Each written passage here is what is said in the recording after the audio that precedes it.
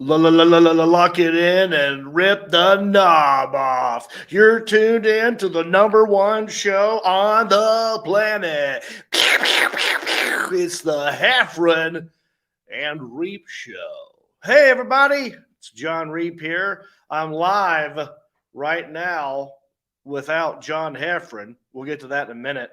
So it's going to be me talking to you, and I can see your comments. I'm live on YouTube and Facebook and Twitter at the same time. And I see Earlio Smith. I see Bo Powell. I see Michael Evans Sullivan and Eric Chandler all saying hello and howdy. Shane Flint, Monday night power hour. You got it, buddy. John Heffron may or may not be popping in here, guys. He is in Nashville, Tennessee right now at Zanie's Comedy Club. So he's going to be doing a set there tonight, but I think he might pop in here from his phone if he can find cell reception or Wi-Fi, because it is a problem in that area for whatever reason. Hello, Justin and Bob and Brock and Sandra and Lenny and Heidi. Hello, everyone. How are you? Let me just tell you this real quick before I forget. It's August the 9th, 2021. It is 8:03 p.m. And my next gig will be in Atlanta. I'll be at the Punchline in Atlanta.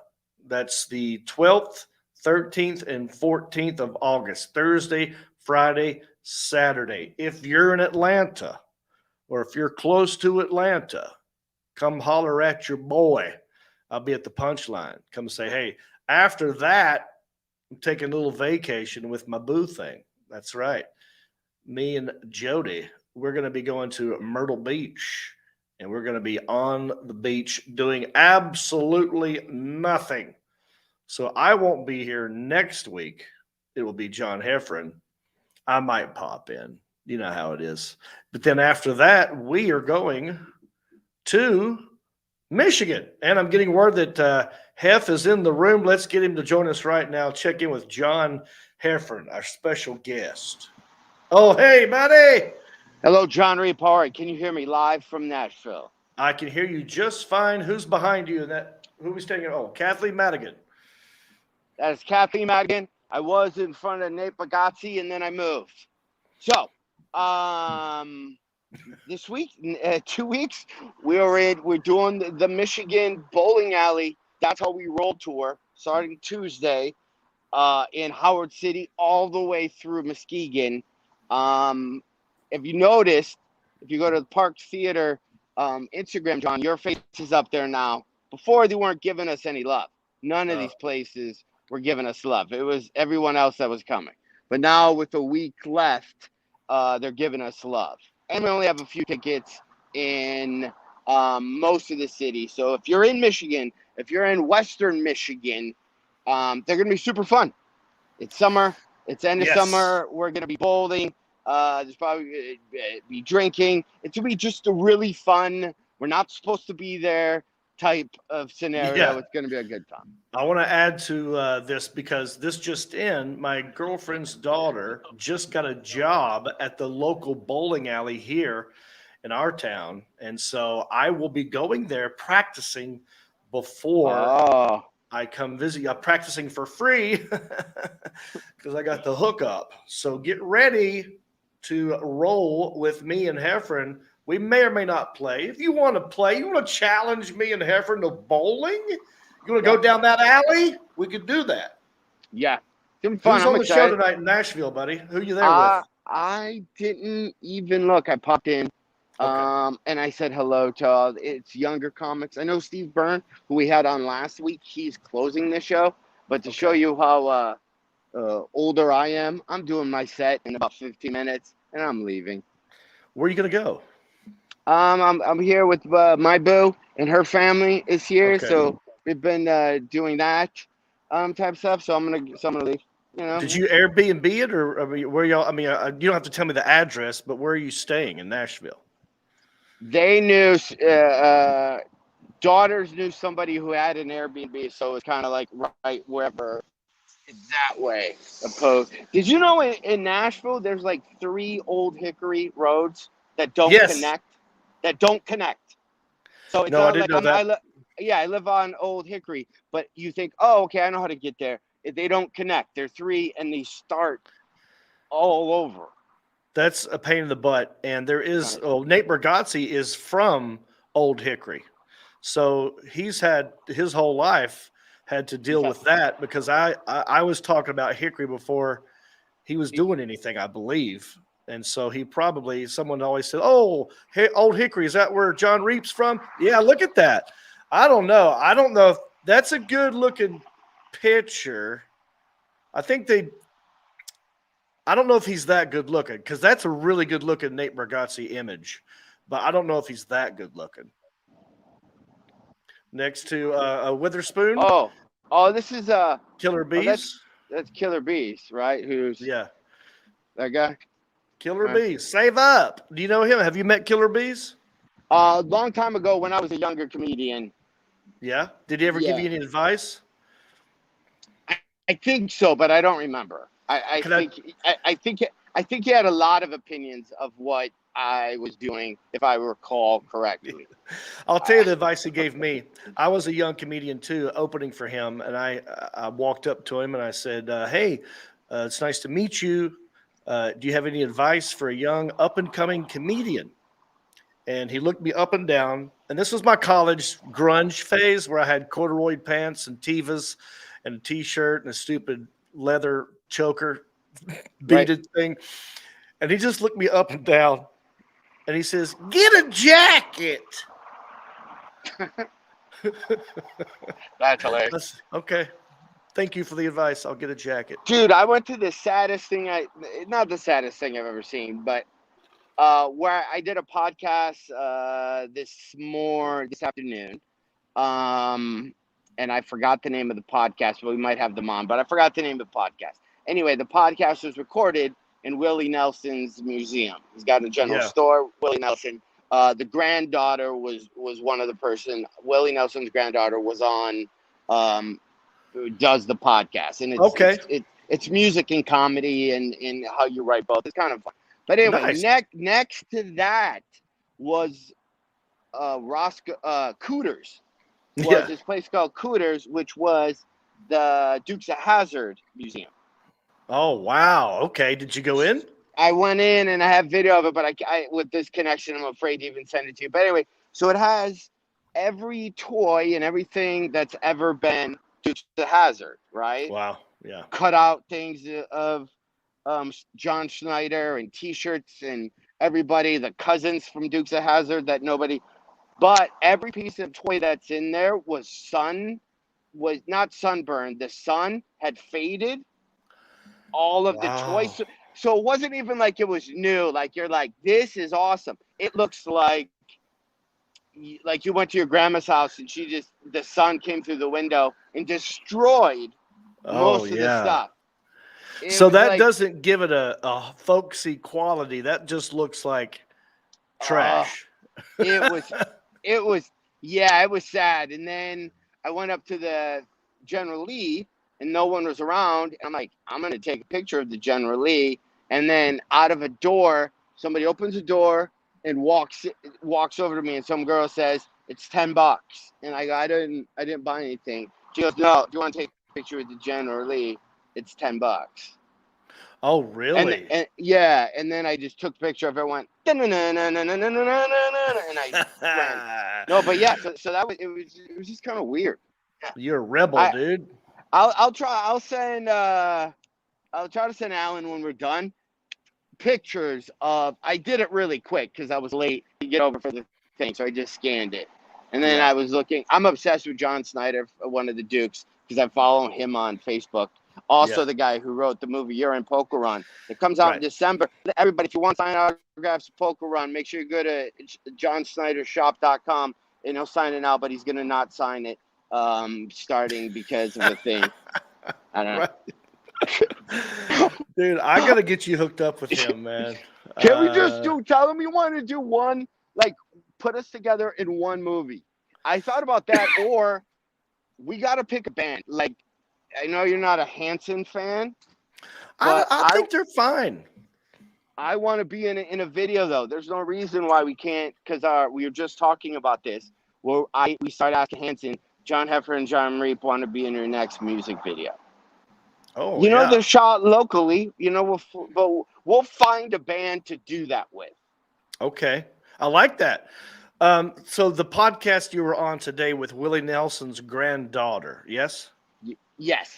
Does she also host a Sirius XM channel, the Willie Nelson channel? Did you ask her that? Did that come up at all? I've been so busy. Like she threw me at the end. It was a really fun conversation. It was her and this guy. And again, everyone's name is leaving me. And then they go, well, we asked everybody this. What is your Willie Nelson story, or what memory do you have? And I didn't have one. I was like, I saw him on the Muppets, and then I asked about him writing, because I heard that Willie Nelson, anytime he can't write a song, he would get in a car and drive for a couple hours. And then she said, yeah, no. But he wrote 3 songs driving into Nashville from Texas. So I'm like, well, that kind of counts. You know, if you're driving from Texas. That's tough. Yeah, if you're always on my mind, came in a car while driving. So that's kind of driving around. I don't know. Yeah. But I'm trying to think of what I would have said if they asked me that question. I don't know what my first. Yeah. Well, we might have them on because they're super cool. And I told them, I lied. I said that we're trying to write a song. And I told them, if people go back to like our first podcast, you gave me a homework assignment of trying to write a song, a pontoon boat song. And I never came through. And then the guy goes, well, there was a pontoon boat song and it went number 1. I'm like, crap, we're on to something. So then we started talking that sing talk that Sam Hunt does. But back in the 80s, remember there was all those trucker songs? They're like, listen, I was going down the street once Sunday day, and I came across a woman. It was Mary May. But, you know, you remember all those kind of old ones? Rubber Ducky. They said that they would help us write one. So, good. So they said they would start a band with me and you, and we sing talk it, and she would do the chorus because she's a really good singer. So we're in a band. Wow. We're in a band with Willie Nelson's granddaughter. Well, why don't I love that, number one. Yeah, you don't wake up thinking you're in a band with that. We're kind of like rock heritage now. I mean, if we'll probably be in the Nashville Hall of Fame pretty soon. That's awesome. Grand Ole Opry, here we come. I would love to do that, and maybe we should have them work on a theme song for our show. Like, you know how Country-ish has an opening song and a closing song. Woo! Yeah, dude, it's got 15 inches. Yeah. You know what I mean? Why don't we have them write a closing song about 2 boys named, John? You know, like there's a boy named Sue, but what about 2 boys named John? Or like Dukes of Hazzard. Yeah, just good old boys. Yeah, about Heffron and Reep. Yeah, we'll take that thing. One's from up north, one's from down south, and they went out west and won something. Yeah, and they both went out. One from out west, one from out south. They went out west, and then they shut everybody's mouth, and then they left their spouse, and now they're back again. They left their spouse. I don't know, something. Yeah, something. that does rhyme with South. That's very good. We'll do it. All right, comments. Everyone's wishing you luck on your set tonight. Are you doing new material? Because it's New Material Monday, John. It's supposed to. I got this great new bit about my mom cutting my hair, and then I'm gonna lead into I'm almost able to a drinking age. So are you going to talk about those scissors that you cut dingleberries off of? Yeah, that's new. I added a new line to it, so it's technically new material. But before I go, so next month, we'll talk about that thing. So if you haven't already, if you're in Michigan area, if you're in West Michigan, if you know anybody's got a cabin up in that way, you know anybody, listen, you can live Lower Michigan. It's only a 2-hour drive. Pick one of these places. It's going to be fun. there are places, I guess. One of the comics here said he did one of the bowling alley places we were doing. Oh, really? The comedy club one that was on, I think we're in Muskegon. And he goes, that place is really cool. The crowd loves it. He goes, but they didn't have a microphone when I was there. So we have to make sure that we actually have a microphone before we show up. Listen, I know Zanie's has a bunch. When no one's looking, just one? grab one, okay? Just grab a couple. Nashville's got plenty of microphones. Hey, I know this is a big ask, and if you say no, that is totally fine. Okay. But I'm curious as to what the other side of the building, whose faces have been added, because I've seen that side many times. I haven't seen the back side or the other side. Okay, I might be on stage right now. Yeah, well, don't worry about it. Oh, there's James Gregory. Okay, Bert Kreischer. Yes. It's Charlie Murphy. Charlie Murphy. Yes. Okay. Who's that? Is that Handler?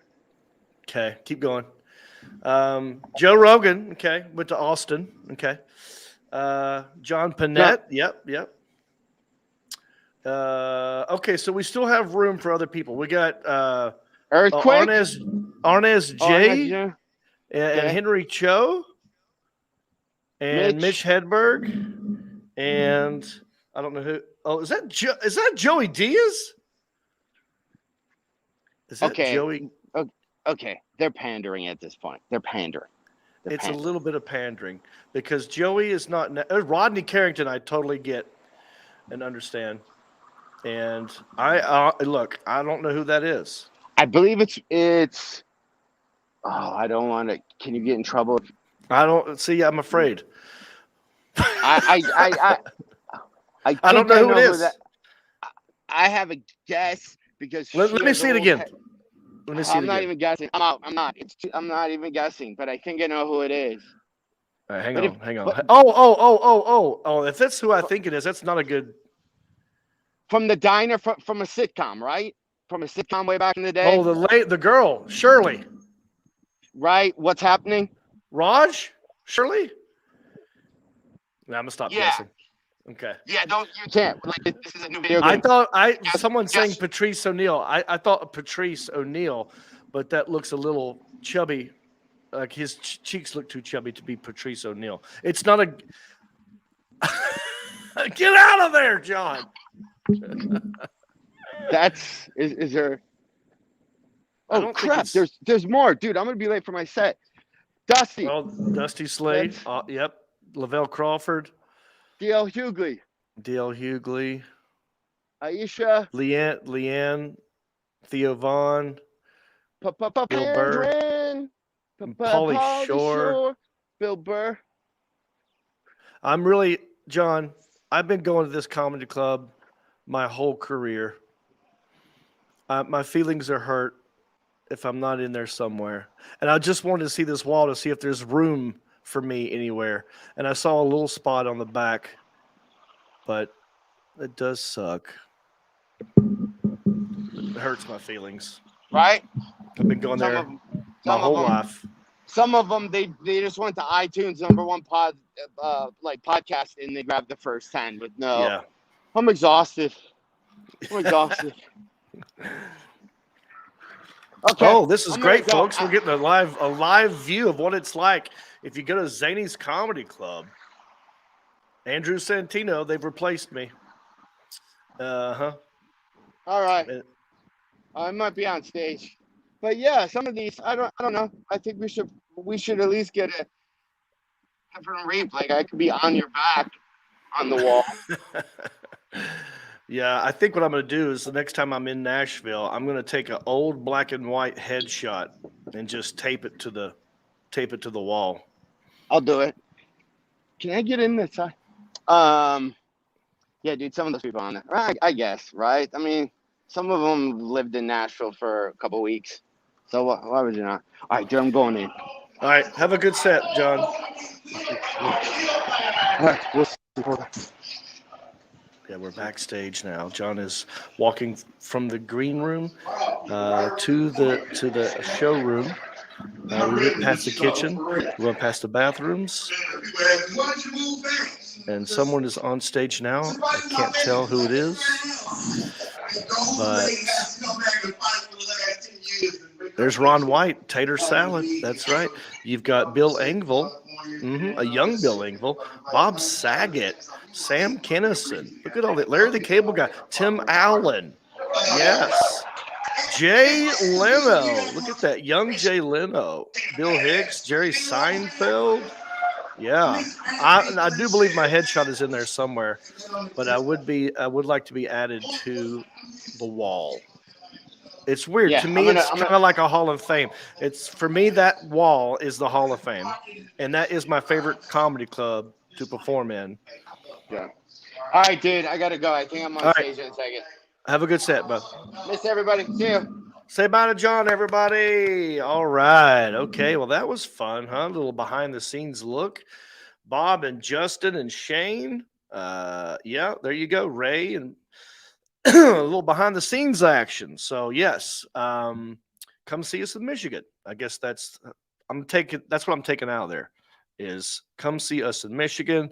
And maybe I should start a GoFundMe or some sort of campaign to get me on the wall. I totally agree. John, portrait sizes are way too large. Yeah. What the hell is this Russia? No, this. Well, I'm in Hickory, Blaine, and he was in Nashville. No Cosby headshot. I didn't see Cosby on the wall. Yeah, there you go. So, you know what I like to do? Oh, hang on. Let's see if I got another private chat here. Oh, okay. Well, give me a second, Alan. We have, before we went live, so we are listener supported. We have a Patreon page. And the Alan Jackson, do you want to share the Patreon page with people? So if they wanted to possibly leave some money in the tip jar, you could become a supporter and you will have access to things like what I'm about to do. Go to heffronreep.com, click on Patreon, leave some money in the tip jar. And if you become a Patreon, sometimes randomly, before we go live, we will send an email out to you with a special link that gets you access to this. And you will be on the show with us. And since John Heffron is not here, I decided to do that before the show. Me and the Alan Jackson sent an email out to our Patreon members. And we have one of them in the waiting room right now. Let's talk to a guest. I think we play the thing maybe this time for our guest and then have him pop in here. We'll just talk to him. I'll ask him about this day in history. In 2010, something happened. We'll talk about it.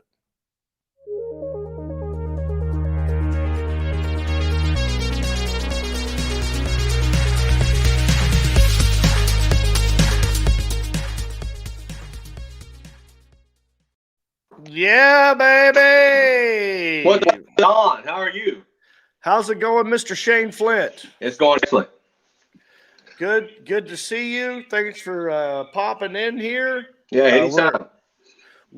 So can you guess what happened on this day in history in 2010? August the 9th, 2010, something happened. I mean, you're not going to get it. I'll give you a hint. Was it the Deepwater Horizon oil rig blew up or something of that nature? Well, look, as I'm sitting here telling you, that's possible too. Okay. I don't know. I didn't research everything that happened on this day. But in 2010, August 9th, a JetBlue flight attendant quits his job. And when he quit, he went down the escape slide. Yes. He just quit, pulled the door open, said bye, and went down the slide. Yeah, I do remember that. Yes. Yes. And so I put out the email to you and our other Patreons. If you've ever quit a job in an angry, weird, fantastical, crazy way. Well, I have, John. It wasn't in an angry way. but it was a very, very crazy, odd way. So I worked for Domino's Pizza when I was in high school, my senior year in high school. And we had those little S10 pickup trucks that had the Domino logo and everything. You couldn't miss that little truck driving down the road. Yeah. So on a Monday night, it was really slow. So the manager sent me and my brother, who worked the same time as me, worked at me, out to put door hangers on houses, coupons. Oh, right. So we said, hell with that. So we drove out on the backwoods, on the back roads, and just doing donuts and everything in the S10. Oh. And I decided that I was going to try to drive the S10 across the river. Oh, what? There was a river crossing. So I was like, I'm going to drive across the river and then come back. In the water? In the water. You mean there must have been like a low area where you could possibly pass through or something? Yeah, it was a low area that you pass through to get to the other side. I was like, I'm going to drive it across. Well, I missed the right spot in the road, and I just drove it right down into the deep water. And no way. Yeah, this was before cell phones. So we walked up to the closest farmhouse, and the guy's like, I can't help you.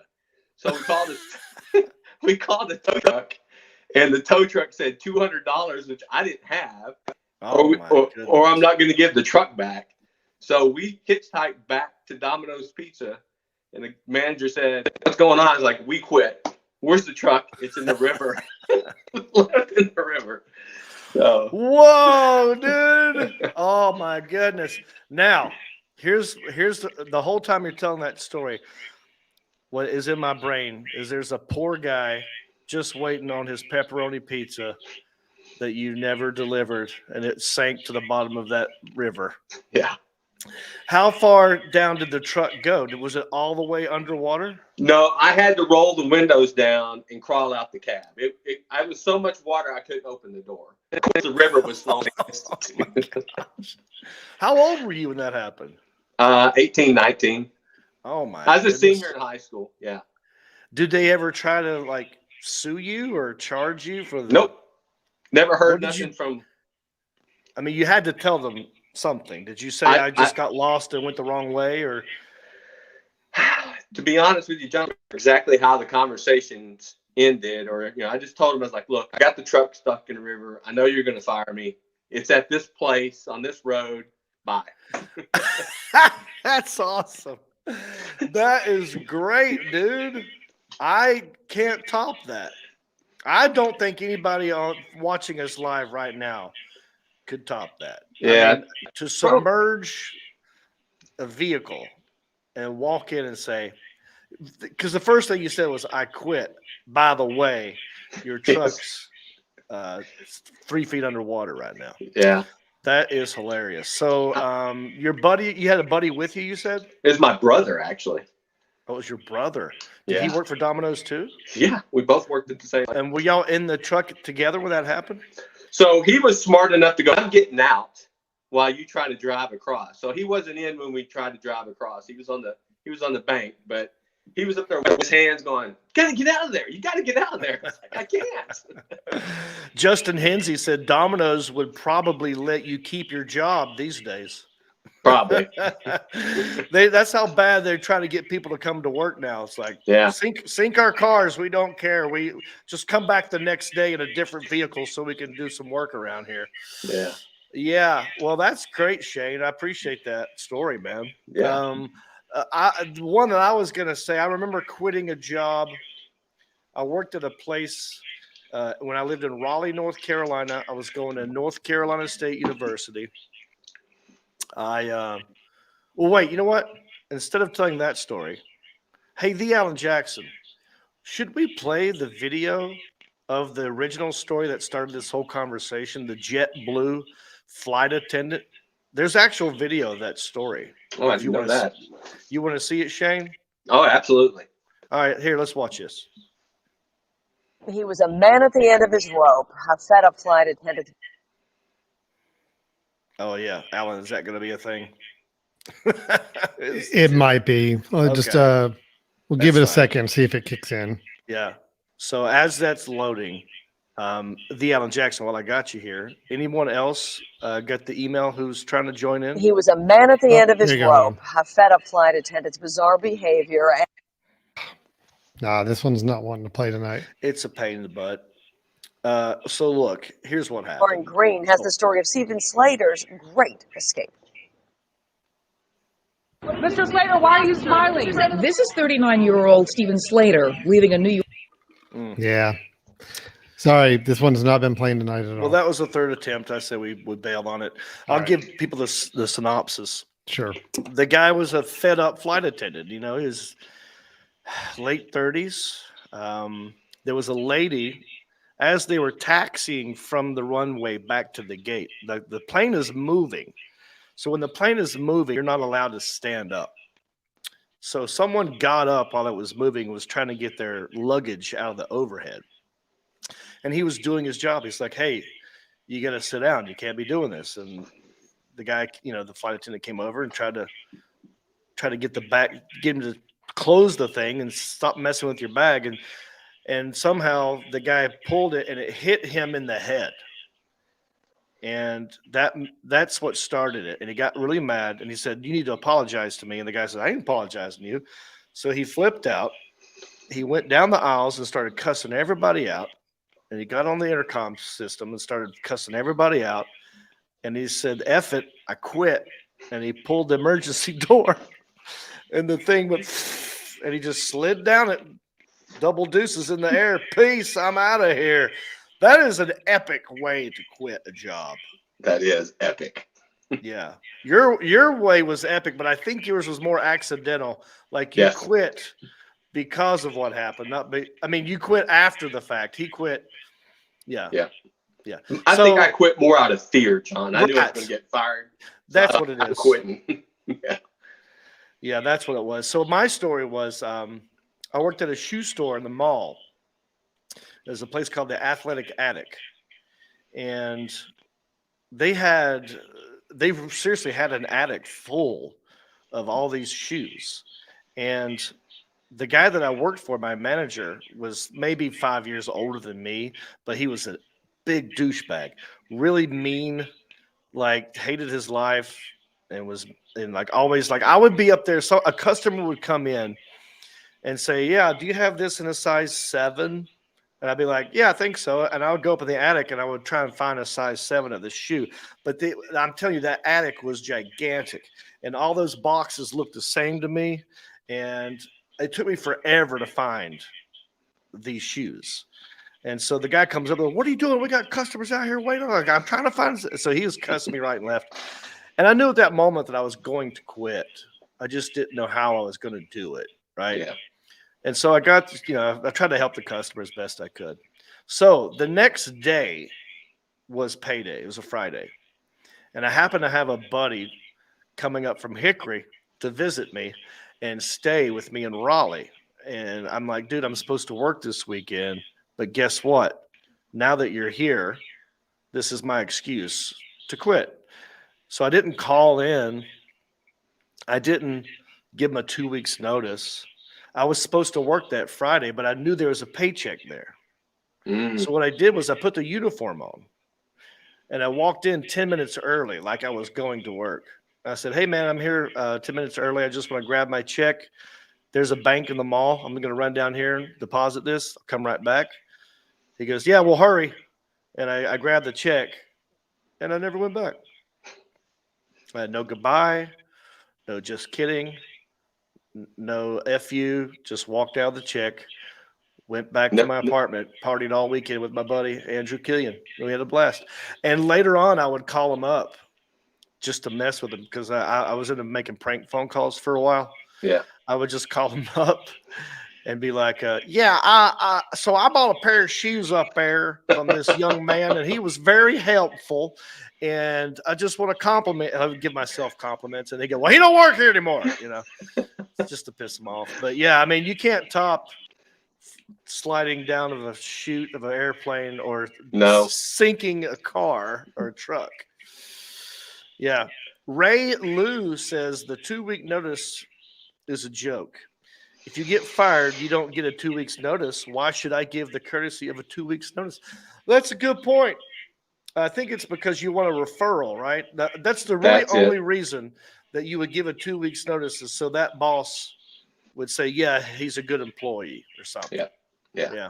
Now that I'm, just a wee bit older and, I'm a senior guy in a corporation, I get those notices all the time and I appreciate the notice because it prepares me a little bit, right? Yeah. So. Carrie Clee says, I worked in HR and I fired someone on their second day for a lot of reasons, and they locked their keys in the car and couldn't leave. I had to call a tow truck for them. It was that is hilarious. Yeah, that's a good one. Can you imagine that? Get out of here. And you're like, okay. And then they get out of their car and they go like, okay, so turns out I can't leave. Right. That's funny. I love those awkward situations like that. I had one, Shane. I was dating this girl in college, and we were fighting about something. We were about to break up, but no one had said it yet. And we were kind of like, well, screw you and screw you. And I said, well, fine, I'm leaving. And I went to the door to leave, and I couldn't get the door open. Like I wanted to make a dramatic exit. You wanted to slam the door, and I was sitting there like, where's this lock on this stupid thing? And she's like, you got to like jiggle it. So my little FU walkout turned into be stupid and shameful and not cool, nerdy. Yeah. Well, Shane, what have you been up to? But last time I saw you was in, I believe we were in Richmond, Virginia, or outside of Richmond. Yep. Where were we? Can't remember the name of the town, but it was just south of Richmond. It was a good show. Yeah, me and my buddy Brent Blakeney, we did a show at this theater. It's a new theater there. Yep. Yeah, I think it was the James Dean Theater. Jimmy Dean. Yeah. Jimmy Dean. That's right. I remember saying it was a sausage party up in here. Yeah. Because it was all dudes. Yeah. In the Jimmy Dean Theater. Yeah. So what's new with you, buddy? How is everything? Everything's good. I maybe you've seen it on Facebook. I added 2 members to my family this week. Do tell. I bought 2 new golden retriever puppies. Oh, nice. And they are they're hell, John. Just put it that way. How young are these puppies? 8 weeks old. Wow. So are they in a crate? Are they whining at night? What's going on? There's probably poop and pee everywhere. Yeah, that. And we're trying to do the crate thing, but it's only been 2 days, so we're working on it. But it's all a great idea until you get them home, and then there's poop and pee everywhere, and it's no fun then. But they'll grow up and grow out of it. Exactly. I remember when I was married and living in LA, we got a dog, and I remember that first couple of nights, that dog in the crate, it was like no one's sleeping. This is horrible. Let's read some comments here. Bob Haynes says, preach. Jacob says, LOL, Jimmy Dean Fest. Yes, it was a sausage. Shane, you should have named them Heffron and Reep. We're getting away with that, but they're Cooper and Cash. That's what we ended up naming them. Cooper and Cash, great names. Yeah. What's the Cooper one about? We were just driving down the road and came up with some names, and my granddaughter named the dog Cash. So we came up with Cooper. The second one was males, so she came up with Cash. So Cooper. Are they near you? Can we see these dogs? Are they nearby? You give me 15 seconds, and I'll bring them in here. Go do that, and I'll plug some tour dates real quick. Okay. Yeah, so Shane Flint's going to go show us his puppies. 2 new additions to his family. I love puppies. I love cats and puppies, to be honest with you. I used to be a guy that'd say, like, I love dogs, but I hate cats. And I don't know why, because I like cats. If you were to look at my TikTok feed, you would see that I watch nothing but cat videos. And then maybe like some people dancing from time to time. Jacob says, John, please call me the Phil Billy, LOL. Jacob Stark. Jacob Stayerk says, John, please call me the Phil Billy, LOL. There you go. You're the Phil Billy. Message. Oh, would you look at this? My goodness. Which one's Cooper and which one's Cash? Cooper, Cash. Oh, man. And now they're brother and sister or brothers or whatever? 2 brothers from the same litter. Wow. Where did you find these puppies? So, Rocky Mount, North Carolina. Yeah. Drive all the way down to get them. Wow. Now, have you had dogs before? Yeah. And Yeah, go ahead. What possessed you to get these particular dogs?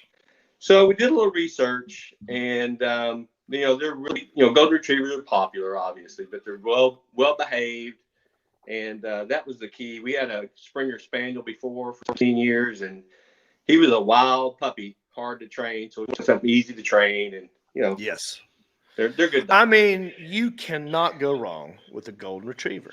Nope. I believe that is America's favorite dog. Probably so. I would. I haven't done any research, but I bet you if I were to look up what is the most popular dog in America, it would be a golden retriever. Or no, it's a golden retriever. A lot of people getting pit bulls because they're saving them, right? From people who are using them for dog fighting. Yeah. But if you're not saving a dog and you're like going to go get one that you want, a lot of people do golden retrievers. I've never had a golden retriever, but every time I've come across one, it's like I love them. They just want to have fun and please you, and they're so adorable. Look at that, Cooper and Cash. Yeah, I have my girlfriend Jody has 2 dogs. Right, Victoria says, "OMG, so cute." Scott Reese, 2 puppies at once is too many at a time. I got a Beagle puppy 3 months ago, and I couldn't imagine 2. Right. Well, it's good to have 2. Keep it company. You got a little partner in crime, right? I remember we had like I said, when I was married, we went out and I felt bad because I was on the road a lot. I'm like, well, let's get a dog so you have something here. And then so we went out to in the mall. They had pet stores in the mall. And we went and just got this little puppy, and we didn't know that it was going to turn into what it turned into. We thought it was a puppy and it would get bigger. I thought it was going to be like a Alaskan Husky type dog, but it stayed small. It was a Pomeranian and it turned into a little yapper, but that's okay. I love that dog. And then she's like, well, we need to get it. Like it needs a friend. So I'm like, I didn't pay attention to that. I came home one day and we had a second puppy. So yes, it's good to have 2, I think. So it has something to play with when you're not around and that kind of stuff. Yeah. Cool. What's your week looking like, buddy? Today's Monday. What you got going on this week? Man, it's just a typical work week of craziness, plenty of meeting after meeting after meeting after meeting, just typical stuff. Yes. Well, I'm doing this. Tomorrow I will be doing the Country-ish show. Got a nice show planned for tomorrow night. Hope you watch that and come back for that. Yep. And then I'll be going to Atlanta this weekend. I got shows at the Punchline Thursday, Friday, and Saturday. If you know anybody in Atlanta, let them know, Shane. Definitely will. Will Impeccable LaFleur is saying, can you do Brimley, please? Yes, I posted a video of me doing I don't have my glasses nearby. Wait, yeah. Shane, what is your favorite ice cream and why? It is it's got to be Rocky Road because you get chocolate, you get marshmallow, and you get nuts all in one type of ice cream. Can't go wrong with that. So thank you, Shane. I agree. I'm glad you like Rocky Road. This is for you, Will. This is Wilford Brimley in that diabetes commercial where he you've seen the commercial. It's been out for a minute, but I love it because he's sitting at a breakfast table. Starts on a wide shot. He's looking over his glasses, and he's Brimleyed up like this. Hang on. And it's exactly what he says. He goes, "Good morning. My name is Wilford Brimley." I'd like to talk to you a minute. But diabetes! There you go. I don't know why he says diabetes. Diabetes. Are both pronunciations acceptable? Like, some words, it's like, well, tomato, potato, potato. Is diabetes one of those words? And maybe I just don't know about it. I've never heard diabetes. You hear the envelope, aluminum, whatever, tomato. Not diabetes, not heard that. Yeah. Right. Because I've had people say, well, some people say it that way. And I go, well, those people are probably incorrect. The Alan Jackson, would you like to weigh in on this? I know you're a smart guy. I don't know if you know anything about the diabetes versus diabetes. I've never heard it referred to as what do you say? Diabetes? How do you say it? Diabetes. No, it's diabetes. That's it. Yeah. There's no Never other heard it. pronunciation that's acceptable. Not that I've heard. Now, that's not to say I'm no good with vocabulary. So Well, I'd anything's like to possible. know, like, how that, because in my brain, right, Wilford Brimley is a very successful, seasoned, polished actor by the time he gets to this diabetes commercial. Yes. So that being said, there's probably a young director who's like, am I going to correct Wilford Brimley? I can't correct him. Who am I to correct Wilford Brimley? So they probably just slid under the radar and no one ever said anything. You know what I mean? Yeah. The fear of the elderly. Hey, something interesting about Wilford Brimley. I don't know if you realize. You remember that movie Cocoon that he was in? Yeah, great movie. Yeah. Did you know he was only like 54 when he was in that movie? That is insane. He's the same, almost close to the same age as we are in that movie Cocoon. Yes.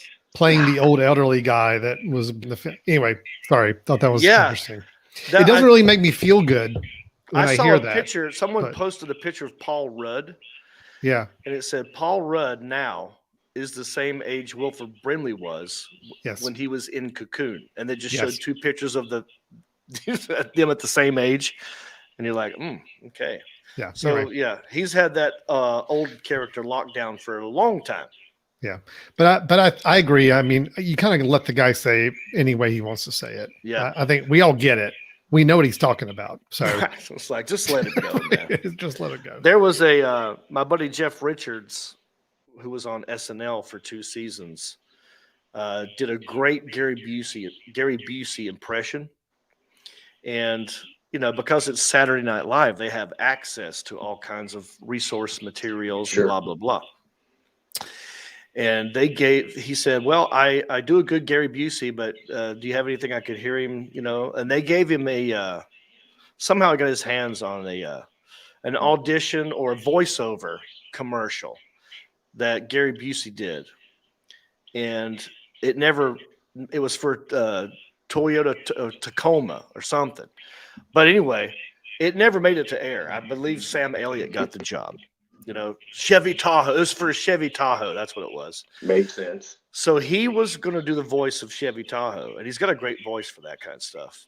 But in what you don't know about voiceover and voiceover auditions and voiceover recordings is, as the actor who's doing the voiceover, you got a headphone on and you got a microphone, and you've got the script, and you're reading the lines. And then in your head, a director will say, that was good. Can you say it this way? Or that was not good. Or that was perfect, or whatever, to direct you as to how to read the next line or to do it again. So this commercial, the whole thing was recorded, and Jeff got to listen to Gary Busey cussing out a young director who was trying to correct him on how to say certain words. And so I feel like that probably was what was going through that young director's mind during the Wilford Brimley diabetes commercial. Either that, John, or because he's saying it so backwards, it'll get more views, or people attuned. That's the thing. We're talking about it right now. Exactly. And that commercial does not air at all anymore because Wilford Brimley, God rest his soul, has passed away. Yeah. all marketing. You still remember a PSA about diabetes 20 years later. Correct. Jared Souls. That is exactly what Shane's point is. Yeah. 100%. We're still talking about it. So there you go. All right, Shane, any final thoughts before we wrap it up, buddy? No. Well, hey, thanks for letting me come on. I appreciate joining you tonight. My pleasure, brother. And I guess I'll be seeing you tomorrow. I mean, we'll be doing this. We'll do a country-ish version of this. Yep. We'll be tuned in. All right, buddy. Have a great night, man. You too. Bye. Bye. All right. That was Shane Flint. He is a Patreon supporter. And because of that, he got access to this exclusive one-on-one with me and you. Wasn't that fun? Right, Bob Haynes? Yeah, Cocoon was a great movie. I did see some good movies over the weekend. I saw the Val Kilmer documentary. Highly recommend it. If you like Val Kilmer. I learned a lot about Val Kilmer in this documentary. I just thought, he was like a jock kind of a dude who, because my first memories of him was as Iceman, where he kind of played an asshole, and you kind of didn't like him. And then I saw him in Real Genius, which I loved. Real Genius. And of course, he went on to do a lot of great movies, but I didn't really know that he was as serious of an actor as he was. I just kind of thought like he's just good for that part. But he's done a lot of stuff. I mean, he was Batman. He turned down the sequel to the Batman that he did. He's like, no, I don't want to do it anymore. It's terrible. I can't move in this stupid bat suit. I can't hear anybody, Yeah, Top Secret's a great movie. Real Genius is a good. I think, in my opinion, after watching the documentary about Val, that Real Genius is as close to his real personality as any character that he's done. And you'll see it. He's a thespian. He loves acting. He's been doing it his whole life. As a kid, he made funny videos. I didn't know his brother drowned in a hot tub. There's all kinds of stuff in this documentary. So I highly recommend watching Val. And poor guy suffered throat cancer. So now he's got a tracheotomy, a trach hole or whatever. Yeah, Tombstone, great. He was great in Tombstone, Irv. Many great things. So check that out. Also, I saw a good I love documentaries. I saw a good one on Jackie Collins. That's Joan Collins' sister. And she was like like a smut novelist. She wrote nasty novels. But they weren't really, I mean, they're kind of, for the time they were nasty, but you know what I mean? Sexy stuff. And I learned a lot about her as well. Did not know that. It's called Lady Boss or Boss Lady, about Jackie Collins. Check it out. It's pretty dang good. And if you're going to be, Justin Hensey, that battered bastards of baseball was good. Yes. That was a good one I watched a while back about a minor league baseball team. And Jim Morrison, Ken, great point. In this doc, you learn about all these roles, like the Jim Morrison role that he did and how he immersed himself in it. And it was hell for his family because he would not break the character. He was just that much into it, always doing lines.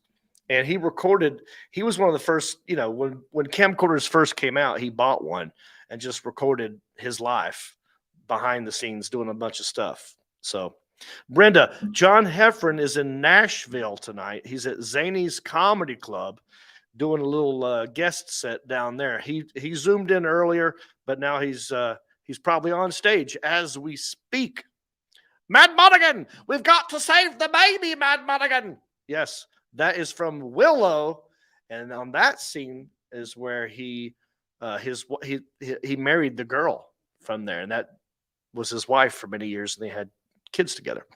So you learn a lot about people and things and documentaries, and I like a good doc.